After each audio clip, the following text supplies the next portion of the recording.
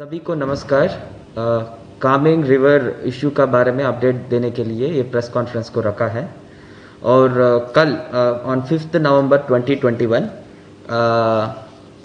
हम aerial survey conduct किया है जिसमें सेक्रेटरी डिज़ास्टर मैनेजमेंट श्री दानी सलू जी और मैं मेरा साथ एक एनडीआरएफ ऑफिशियल और एक रिसर्चर मिस्टर चिंतन सेठ वो भी वॉलंटियर किया है और उनको हमने इनवाइट किया है यहाँ पे आके कामेंग नदी के बारे में स्टडी करने के लिए।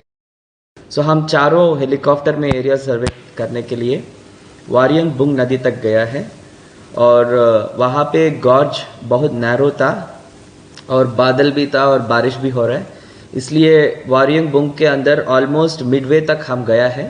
बट लेकिन एग्जैक्टली जहाँ पे लैंडस्लाइड हुआ है वहाँ वो पॉइंट तक पहुँचने में बहुत तकलीफ हो गया है, इसलिए पायलट वहाँ से वापस आ गया है।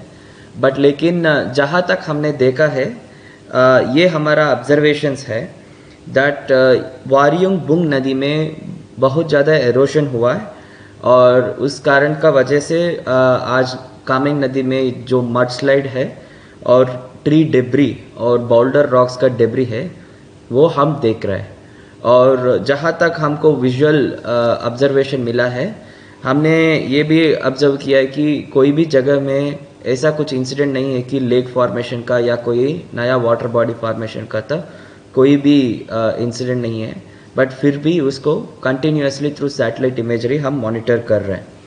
सो this is the update regarding the aerial survey. Second thing is that अभी हम सेप्पा में और बस्ती बस्ती में हैबिटेशंस जहाँ जहाँ पे हैबिटेशंस है वहाँ हम क्या करना है और कैसे मैनेज करना है।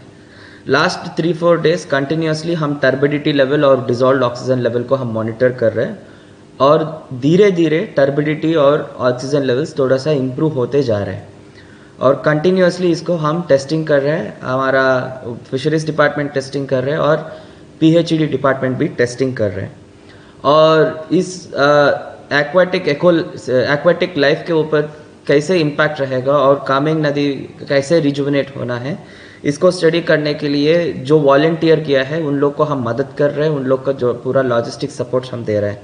जैसे अभी बेंगलोर से एक रिसर्चर चिंतन से आ गया है, वो भी इसका बारे में स्टडी कर रहे हैं और कोलकाता से Indian institute of science education and research से प्रोफेसर पुण्यस लोके वो भी वॉलंटियर करके कुछ सेप्पा में आके रिसर्च करने के लिए वॉलंटियर किया है। सो उन लोग को भी हम मदद दे रहे हैं। Second thing is that central water commission का टीम भी आ गया है। 2-3 ऑब्जर्वेशन पॉइंट्स में कंटिन्यूसली वाटर सैंपल्स को लेके they are also monitoring the situation. साथ साथ में स्टेट एजेंसीज और नेशनल एजेंसीज जैसे remote sensing agency and also NESAC they are also continuously monitoring the situation and doing whatever analysis they can do. So this is the latest update as far as the Kameng river is concerned. Now जो food samples अभी हमने भेज दिया है गुवाहाटी में, उसका report अभी तक हमको नहीं आया है और हम ये भी देख रहे हैं कि पानी में कोलीफॉर्म का लेवल्स भी थोड़ा सा इंक्रीज हुआ है और पीएचईडी डिपार्टमेंट का रिपोर्ट का वजह से।